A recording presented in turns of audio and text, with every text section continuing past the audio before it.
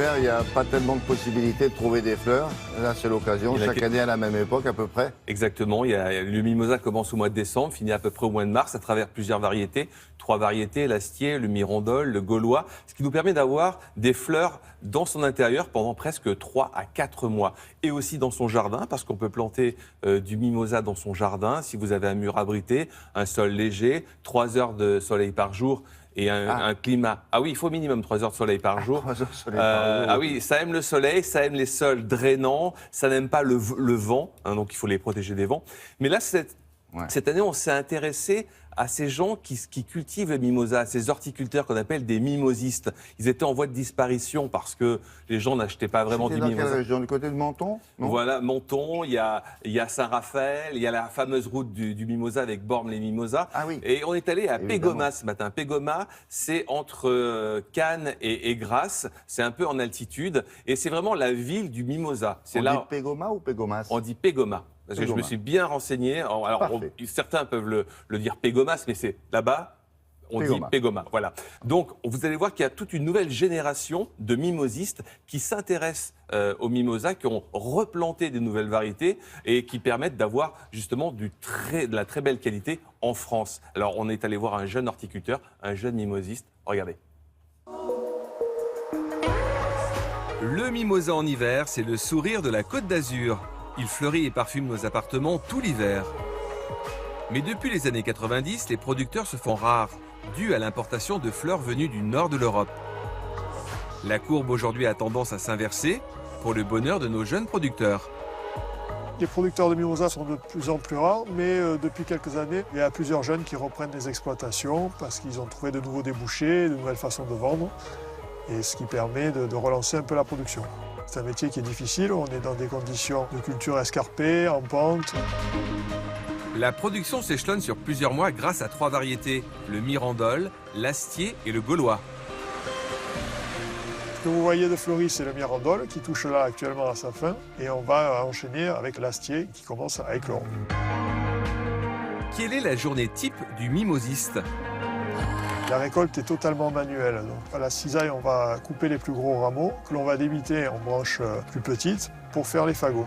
Lors de la récolte, on va choisir les branches suffisamment avancées pour les vendre directement si elles sont bien fleuries. Et si elles sont pas assez fleuries ou trop vertes, on va les passer en forcerie. C'est une pièce qui consiste à chauffer le mimosa entre 20 et 25 degrés avec une forte hygrométrie pour le faire éclore.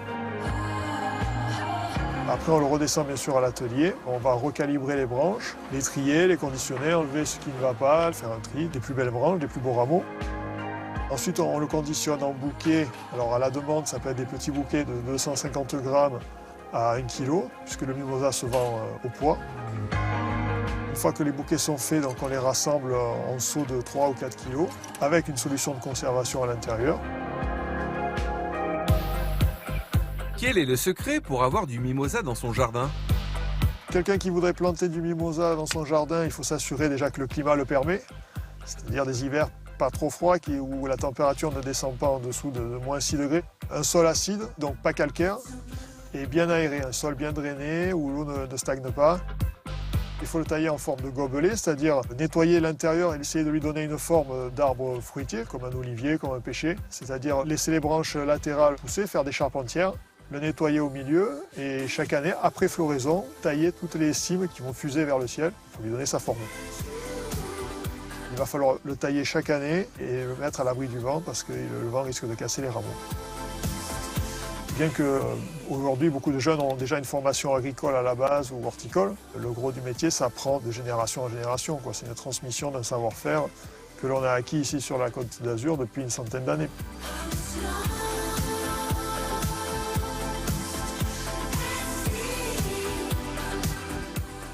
Ça reste en fleurs dans ce massif-là pendant combien de temps? Alors, il a planté 3 types de variétés différentes, ce qui permet d'avoir presque 4 mois de floraison ininterrompue. Quand il y a une variété qui arrête sa floraison, il y en a une autre qui reprend. Donc, il y a presque toujours du mimosa. Mais il les a plantés au même moment. Il les a plantés au même moment. Et puis, il gère ça comme une culture. Hein, c'est un horticulteur.